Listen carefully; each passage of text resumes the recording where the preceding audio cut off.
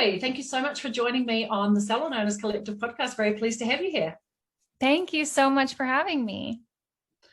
So before we get started, let's do this. Tell us, what do you do? How did you get to be doing it? Where are you in the world? So I'm from Austin, Texas. I have a lash salon. All we do is lashes. I have a lash podcast. I have a lash conference. I also own a lash school because in Texas we have the lash specialty license. I think we're one of like a few states that has that. So I own one of those as well. I just opened that in November of this last year. And yeah, so I love lashes, but entrepreneurship and, just business in general makes me so happy. So I love that we get to talk about that here. Yeah, absolutely.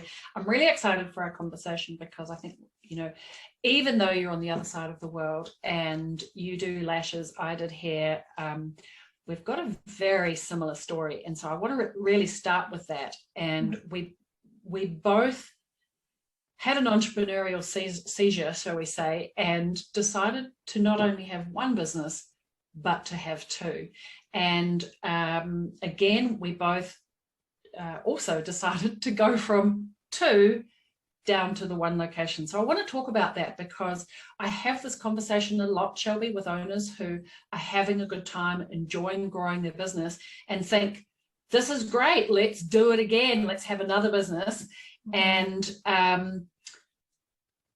I believe, like you, that sometimes we get a little bit ahead of ourselves and maybe jump in too quickly, because the second conversation I have most often is, help me, I've got two businesses and everything is out of control. Yeah. So why don't we start with, tell us your journey. How did you go from one to two and what made you go back to one? So I was in my first year of owning a salon and was like, I'm ready for two. And one thing I'll say right off the bat, if you can notice that feeling of like when somebody's asking you, like, are you sure? Or like, have you thought about, and you're just very defensive towards it, chances are, that it's very risky. And at the time our systems weren't solid.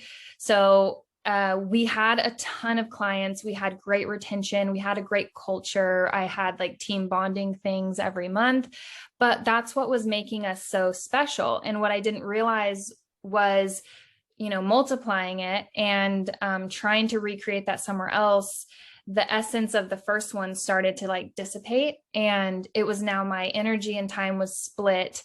And I felt like I was still building like the first team as I was trying to build this second team. And I myself got extremely stressed, overwhelmed. And that's when my burnout actually started, I think, when I opened the second.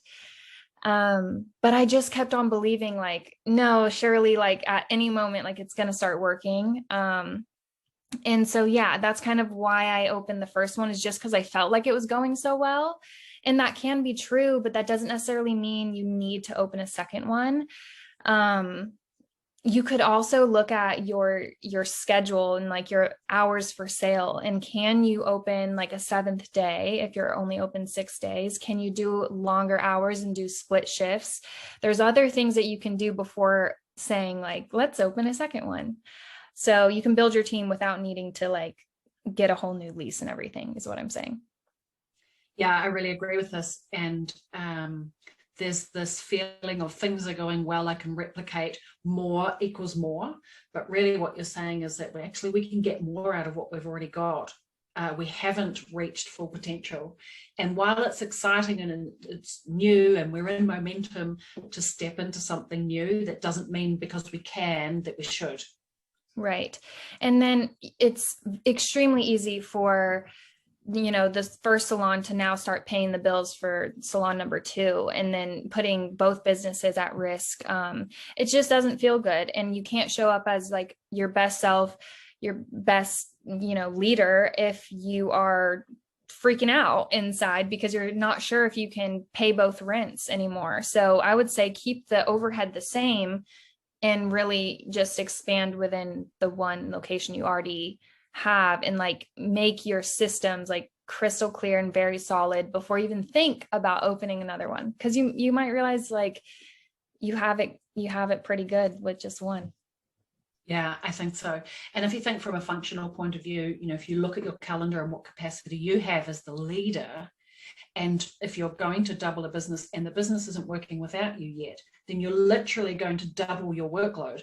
I think about my own experience. I don't know why I didn't put 2 and 5 together at the time and go, okay, so if it's taking me 35 hours a week to run this business, do I have 35 hours a week to run the second one and just replicate literally what I'm doing? And that, I'm sad to admit it, but that equation didn't cross my mind at the time when I stepped forward. I thought, this is great. I'm in momentum. It's so exciting. Let's do it again. And like you, we both stepped back into having one location. So tell us a little bit, you were kind of around the 11 team members when you had 2, and then you stepped back into location 1, and you still have 11 members. So what is business like now in Salon as a result of being one location? I would say that like 70% of that original 11 is still with me. The others have like gone on and focused on motherhood, which is amazing, but I'm sad that they're not here with us anymore. But we've hired some newer girls and like really been able to focus on the onboarding and the systems within bringing someone on and refining their skills, because I'm there and I'm not at the other location, And so I decided, so it was actually during the pandemic. I had been, white knuckling, hanging on to the second location for a while, basically since the day I opened it. And so I had it open for 3 years and it was stressful the whole time. And I never wanted to admit that to myself or to anyone else. And every time somebody, and I know like I wasn't listening to myself, because anytime someone would say, you're so successful, in my head, I'd be like, yeah, I don't feel successful. I feel this is not right. So the pandemic came, everyone started having like mental shifts with that in general. But I also was a brand new mom. I had my son January 2020, so right before everything shut down. And I think when you become a mother, your pride and ego goes away. And so I was then able to like openly talk about and, sit with those second thoughts in my head. And I decided I don't want my life to be like this. I am willing to close the second location to make my business stronger.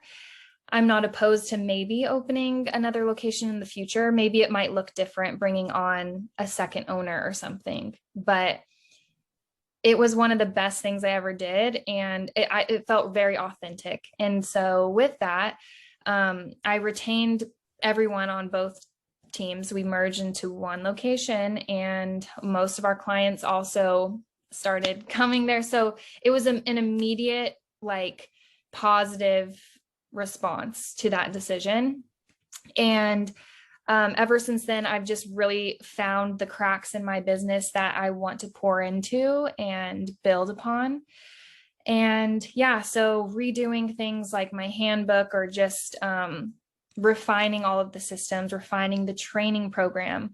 I spent over a year, so like 14 months, refining my whole entire onboarding and training program, just a little bit each month, on top of everything we already do as salon owners. But yeah, there's just been so many good things that have come out of that. And so I'm really proud of the decision and happy I did it.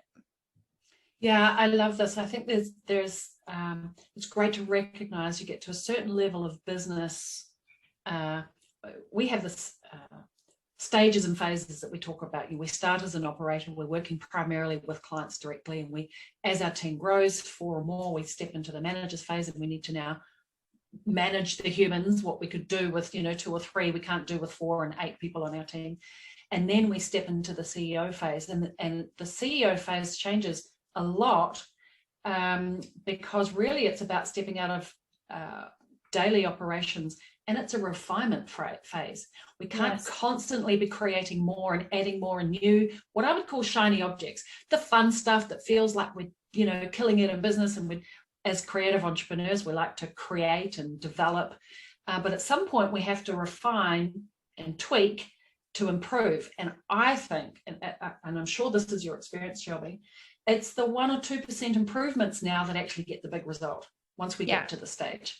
And we have to manage ourselves to come into that stage and settle into being, refinement being the thing that moves the needle. Is this true for your experience also? Yes.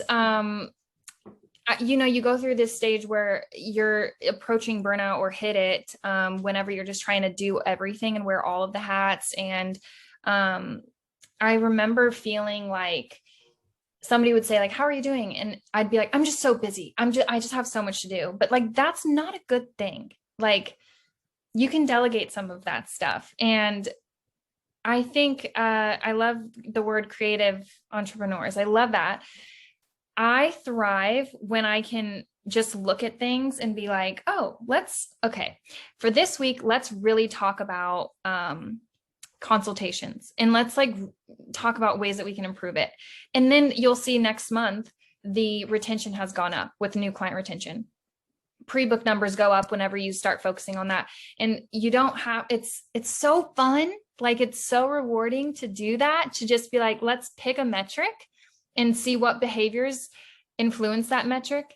And then let's just guide the team in that. How fun is that? I love this stage. And I'd rather be just aware of those things and do it with one team than say success is how many locations can I get, But yeah, what you said, totally relate. Yeah. Okay. Let's talk a little bit about being clear about the boundaries or what we say yes and no to, again, to be able to sort of level up in the growth of our business, but also on what we do and where we make the impact in our business. At some point, we have to start saying no to some stuff and employing other people to do it, because we can't do all of the things all of the time. So talk to us about your kind of experience through that and resetting boundaries of what you will and you won't do. And then also choosing what you will do, like what is important for the CEO to do versus team members. Right. I think, again, it started with me I think it was coming from my pride, like just, I'm really good at websites and I'm really good at social media. So I'll be doing all of that. Oh, and I'll also be doing the payroll and I'll also be doing this. And I just ran myself to the ground that way. It's not necessary. And my brain is much better utilized when I'm not bogged down with a lot of those things. So bringing someone on to do the social media, but at the same time, not giving them completely free reign. It's still being your voice. It's still being like, you can approve all of the posts that go up, but you don't need to necessarily create them all. Letting team members just never take photos and not have that part of their like professional obligation. Like, that's a boundary right there, saying like, no, you need to photograph your work. Sorry, I just lost my train of thought. I had a really good one too. Oh, a big one was at a certain hour, you can't just be accessible at any hour of the night or at 5 a.m. Like, it can be put in an email. And we even do this throughout the whole team. Like, if somebody is off that day, it can probably wait till they come to the salon. A lot of things we ask ourselves, can it wait till in person, or can it be put in an email? And that just keeps, I need rest just as much as anyone else. And so that boundary has been very important, that because I used to just say, I'm available anytime, like call me anytime. I always have my phone. And then I'm tied to my phone, or I think every single thing is an emergency. So that was causing a lot of like anxiety. So now I feel much better and more open to being available for other things that are important and that do help drive the team forward. And so, yeah, I think it starts with just knowing where your limits are, getting help, having other people, that are experts in something, let them come and help with that. You don't have to do everything. So. Yeah. You have a girl that helps you with social media. Yes, I do. but your social media is, very prevalent, and it's strong. How do you manage kind of getting what you want, but not doing it yourself? So the team takes photos of their work. We have those edited. And then the social media manager actually composites them and writes all the captions. And then I approve it weekly. And then it goes out whenever she posts it, and she'll engage with our audience. She'll also reach out to influencers in our city and like just engage on their accounts as well. And that helps bring attention to our salon, and I don't have to be doing it. I feel like spending so much time on the phone is exhausting. So having her do that, or read or screen like the messages, and like, hey, I think you should respond to this one or something, or directing them to where they can, find that information and stuff like that. So yeah, she's been around for over a year, and she's kind of gotten an eye for what we like. And so it's great. Yeah. Okay. I love that there's this balance of autonomy and taking action, but you still have the overall. And I think sometimes for owners, finding that balance of how do I give things away and not have to own them and be in control of them, but still manage like the output, like that it's still Right. up to standard and on brand.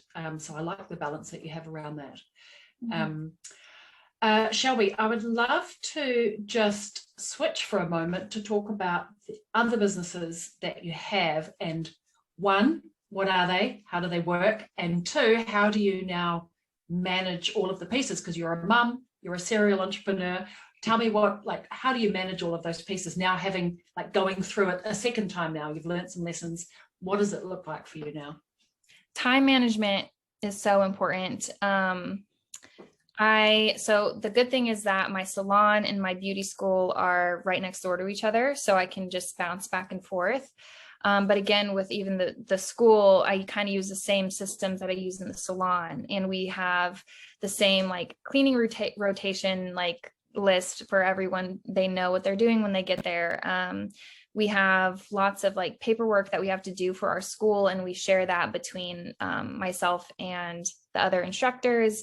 And so it feels very similar, like my role and hours and stuff. My podcast is another thing that I have to stay on top of, and I need to, manage that. So a lot of times I batch episodes. I'll just change my shirt and record and stuff so that I have content always. We use some of that content for social media. I'll just send the whole episode to my social media manager. She'll cut it and take some parts from it. So I feel like a lot of times it looks like I might be busier than I am. I realize that in my position, I can kind of design my day. And so if, for example, I send my son to childcare for 4 hours a day. So I use those 4 hours however I can. I might even get a workout in that time, but still manage all my work in the day. Or when he's napping, I'll finish emails or something. But I find that telling people can it wait till it's in person really cuts back on emails too. But yeah, so those are my ventures, and I basically spend all afternoon and evening with my son unless he's with his dad, and then I'll head to work if I can. Yeah, I love that. I almost love that the 4 hours a day forces you to be hyper focused and not have any unnecessary stuff. You can't afford to do that. Right. And delegating really helps too, because you can even delegate things like reporting. Just send me the summary of these reports or analyze these reports and let me know. Is anyone falling under the threshold of where we should be with pre-book numbers or where we should be with retention numbers? That's really easy because I can have a 2-minute conversation with them tomorrow. Versus being just sitting in front of your computer and just creating busy work doesn't mean you're productive. So I've just found just a flow with my productivity where I'm creating the most impact with minimal time, I guess. Yeah. Yeah. Amazing. All right. What is a quote, a mantra, or something that keeps you super hyper focused that has been super successful that you can share with salon owners?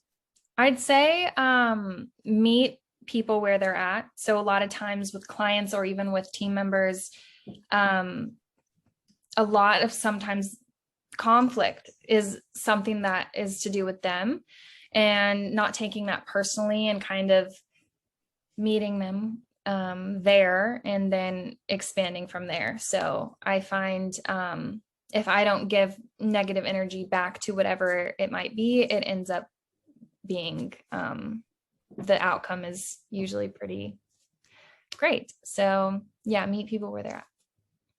I love that. I think too, as owners, especially driven, creative entrepreneurial types, we can often come to people with our own agendas. Would you agree? You know, like, we've got an agenda, there's an outcome I'm trying to achieve here. And so I like this approach of meeting people where they're at, because it's actually going, okay, where are you in your journey? Because they can't meet us in our journey, they're on their own journey. So I really like that shift. Yeah. Nice. Yeah. Okay, what about a book, a resource, a podcast, or something that, you know, has been transformational for you that you think all owners should get their hands on? I've been listening to the Tim Ferriss show for several years, and I love everyone he brings on. I learn something every episode. I love it. I love that show. And he's wrote a really great book, The 4-Hour Work Week. And so I don't take that literally. I don't literally have a 4-hour work week. I'm sure I could design it like that one day, but for now, I actually do a 4-hour day. 4-hour day. Yes, I noted that. And yeah, so basically, I just recommend this to any business owner because it will help you think differently about time and how you look at your life in general when it comes to business. Yeah, I think you're a walking example of that. You know, how can we achieve all the great things, but not at the expense of time? And I think, you know, especially when our children are little, we don't want business success to be at the cost of our children. Right, exactly. All right, Shelby, I know people are going to want to stalk you, find you, check you out. So where can we find you? My Instagram is Shelby the Lash Boss. My salon Instagram is Pink Lady Lash. All right, I love that. I really appreciate you sharing your insights and you know, a moment in your shoes, if you will. I think that's super inspiring for people, you know, working a little bit too much and doing a little bit too much, and actually you're walking proof that actually doing less sometimes is more. Exactly. And I talk about stuff like this on my show as well, Lash Boss Radio. So had to plug that too. For sure. We shall put the link to all of those. Tim Ferriss, your podcast, in the show notes of this episode. Shelby, thank you so much for spending some time with us. Thank you for having me.